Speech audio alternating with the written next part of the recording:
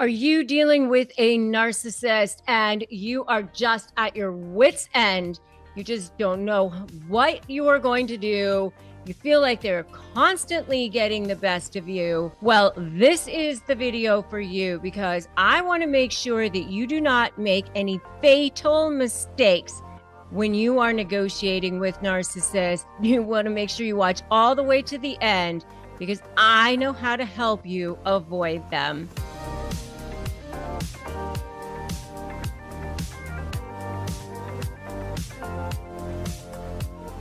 Hey there, I'm Rebecca Zung, and I'm a narcissist negotiation expert. I've helped many thousands of people break free from narcissistic relationships, whether it's been a business relationship, a personal relationship, and get the freedom they want, the peace that they want, finally living in joy, finally living in freedom, breathing. And I want to help you too. I've written 2 best-selling books. And I have a third one that's on pre-order right now, Slay the Bully, How to Negotiate with a Narcissist and Win, which you can pre-order at slaythebully.com.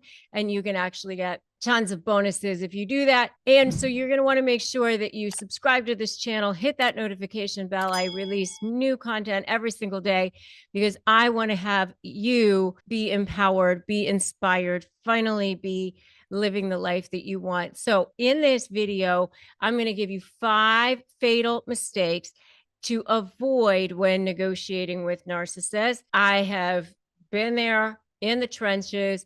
I've actually seen people make these mistakes. I've had clients make these mistakes over and over and over again. I want to help you not make those same mistakes too. Maybe some of you have already made them, but if you have, then you can maybe correct them. All right. Number 1, let's dive in. Number 1 is don't believe them when they say they want to resolve things amicably. Okay. Now, let me tell you, first of all, if this is a person that you have had a long-term relationship with, whether it's a marriage or a business partnership, or they've been your boss or your colleague or whatever it is, and they've been somebody that has been proven to you as a liar, as a person who's made your life miserable. You know that they lie all over the place to everybody on the planet. And then they come to you and they say, listen, we want to resolve this amicably. Let's not make this a prolonged, protracted experience. Let's just come to a resolution. Why? Why would they be telling the truth now at this point in time when they know that everything is on the line, when they know that you are now no longer for them at all? At least at one point you were maybe for them, but now they definitely know that you are not. They're not. They're not going to resolve things amicably.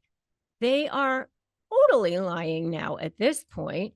So what they're trying to, what this is code for is I am going to try to get you to agree to a whole bunch of stuff up front.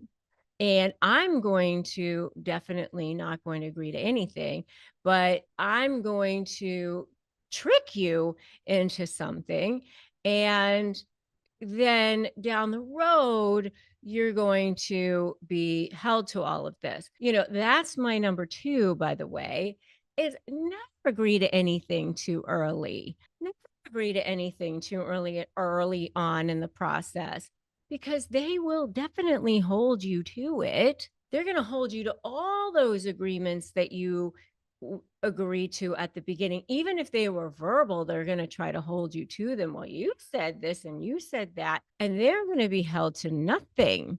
They're going to say, oh no, that was only something that I was going to do if, the moon was made of green cheese or whatever. I mean, obviously I'm just making that up, but they're going to come up with all sorts of other conditions, or they're going to just say, that I know is not what I said, or I didn't say it like that, or if that was going to happen, they'll just make up all sorts of things at that time, because they'll just say whatever they want, because, oh, let me think, they're narcissists. So they're going to do, say, whatever they want. They're going to continue to be how they are. And you're going to be over there going, what? I can't believe this. And they said they were going to resolve this early. And, you went along thinking that you were going to resolve it early. And here you thought, well, they're going to see how nice I am. They're going to see how generous I am. If I give things, early, maybe it'll garner some favor with them in some way. They'll want to resolve things early. No, no, no, it doesn't. It does not. They just take it all. They see it as things that they were entitled to in the first place. And then they don't give anything in return, nor do they see it as an acknowledgement of something good that you did. So when you do that, it just takes your leverage. And so it's a massive, huge, fatal mistake to, number one, believe them early on when they say they want to resolve things amicably. They enjoy the process of watching you squirm. They enjoy the process of moving the goalposts. They enjoy the process of the game playing. So when they resolve things amicably, it robs them of all of that. So, yes, while they say they want to resolve things amicably, they most certainly do not. So don't get lulled into this whole thing that they want to be nice, that, it's going to be a collaborative approach, or that you only need one lawyer, or that you don't need lawyers at all. All of those kinds of things are just tricks. So I would definitely don't do that. So those are two of the 5 fatal mistakes to avoid when negotiating with narcissists. Then number 3 is don't take the emotional bait. Don't take the emotional bait when you are negotiating with them, because once they kind of start to see that you're not going along with the plan of, oh, we're going to resolve things amicably, and you're just going to play into their hands of handing them over all sorts of stuff early on, while they play hide the ball, then things are going to start to happen. The gloves are going to come off, and they're going to start, the smear campaign's going to be out in the open. Well, now they're going to try to start baiting you. They're going to start to try to make you look crazy. They're going to start to sprinkle these things out there with people to make it look like you're the one who was the instigator of all the problems, or they'll send over text messages or letters or emails, or maybe it's even in person or whatever, to get you to be triggered so that you will respond accordingly. And while they sit back and look calm, cool, and collected, so you are the one who goes nuts, and they record it, they video it, they have witnesses, they have all sorts of people or ways that becomes something that can be used down the road somewhere, somehow. And I know you're sitting there thinking, well, they can't use video in court, or they can't use audio in court, or whatever. That's not true.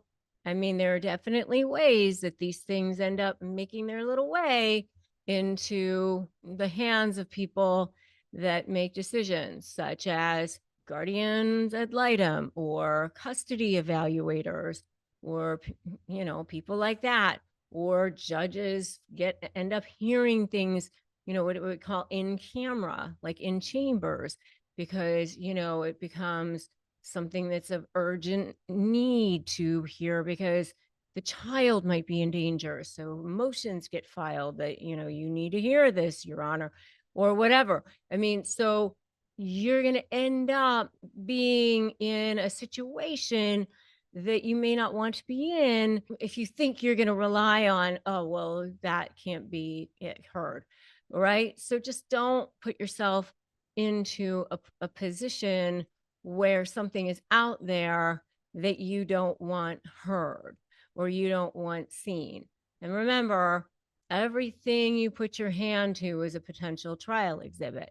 So everything you write, everything that you hit send to, everything you post in social media, anything you author is a potential exhibit, or, it can be something that comes up in a negotiation or whatever. I mean, sometimes you just don't want these things out there. You don't want them exposed. You don't want it to get in front of a potential client or a potential employer or a potential press or whatever. I mean, so be careful about taking the bait, about allowing yourself to be triggered, because you don't want it to be where you look like the crazy person while they sit back and look like the one who is cool, calm, and collected. And it happens a lot more than you think. If you agree with me, put amen in the comments, because I'm sure that you guys have seen that before. And I would also love to see the kinds of things that you guys have seen